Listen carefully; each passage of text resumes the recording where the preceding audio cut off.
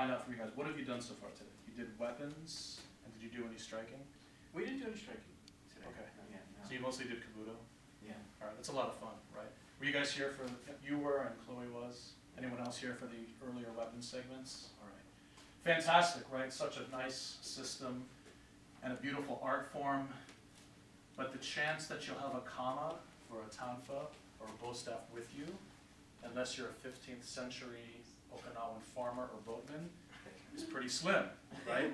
So as wonderful as that system is to give you the discipline of movement and to express the beauty of the art and to connect you to the greater experience of martial arts, there has to be something else, right, that involves information that comes out of a non-striking curriculum, right? If you can't strike with a weapon, your next best option are your hands and your feet, or your knees and your elbows if you do Muay Thai, right?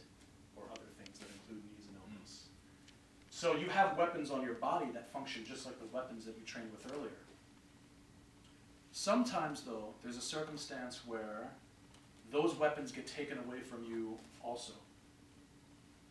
So if we want to be complete in our approach to defending ourselves and defending and caring for people who come under attack that we love and care for, we have to include something more than just striking or weapons-based system. Every system has its downsides and its upsides, and so we're just going to dismiss with the whole idea right away that this is about competing systems. Jiu-jitsu is not superior to Tang Sudo, which is superior to Kabuto, which is superior to my .50 caliber machine gun, which is superior to Nate's rocket launcher, which is superior to John's tank, right?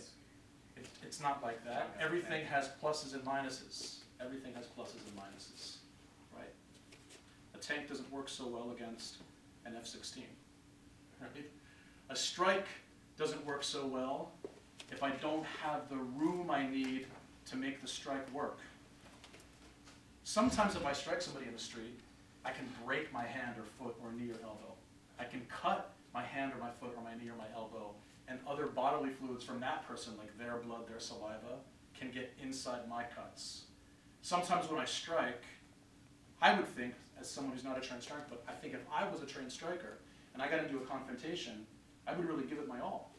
I wouldn't pull my punches, because in order for my striking to be effective, I'd have to fully express myself, right? Not only could that damage me, but it could really damage the other person, and you know what? It leaves a mark. It leaves evidence. So when somebody shows up, like the police, after you've gotten into a situation where you were legitimately defending yourself, but because you're such an advanced striker, the other person has half a face, you're the one who might go to jail. If you don't go to jail, you're the one who might face a lawsuit.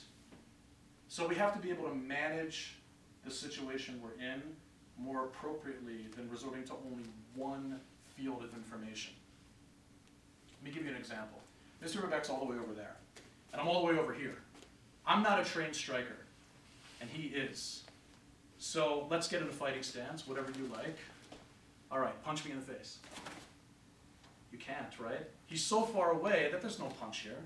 So the best thing I can do if I don't want to fight is to be as far away from the other person as I can be, right? In order for him to successfully punch me in the face, or kick me in the face, or punch or kick me anywhere, what has to happen? What has to happen? He's got to be, what distance does he have to be at? Closer than he is right now, right? So if you come over here, and I'm starting to get a little worried, I'm trying to maintain far, far, far, and he's approaching, and somehow he gets close enough that when he extends his hand, it can touch my face. This is really bad for me. This is very bad for me, right? This range is a middle range, transcending the far, where he can't touch me at all, and transcending the middle, where I'm really in trouble against someone who's got superior skills, is a third position, a third level of distance. Close, close. If I'm so close to Mr. Verbeck that it's hard for him to retract his hand enough to to punch, or retract his knee enough to throw the strike, although he may be able to tap me a bit, the striking won't be effective. And in jiu-jitsu, we specialize in managing the distance to minimize the threat. Further than that, we specialize in taking you to the ground to do this. So if I'm holding the other Mr. Verbeck, and he's attempting to punch me, if I manage to stay close, I can minimize that threat. Sometimes if I'm skilled at jiu-jitsu, I can even take the threat from the feet to the ground. And then I'll ask Mr. Verbeck, the junior, to punch me here.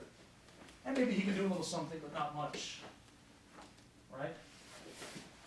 So you see the distance that we create changes everything, because striking to be successful requires distance. So when we train jiu-jitsu as a self-defense system, we use it to manage the distance. That's a necessary tool for you if you don't have it already. So jiu-jitsu, or something like it, would be very important to your training if you truly want to be a well-rounded martial artist. All right? So can we agree to keep an open mind about that as we run through some techniques? Yes? Yes. All right? And can we agree that we're going to have fun doing this? Yes? All right, so that being said, let's learn some jiu-jitsu.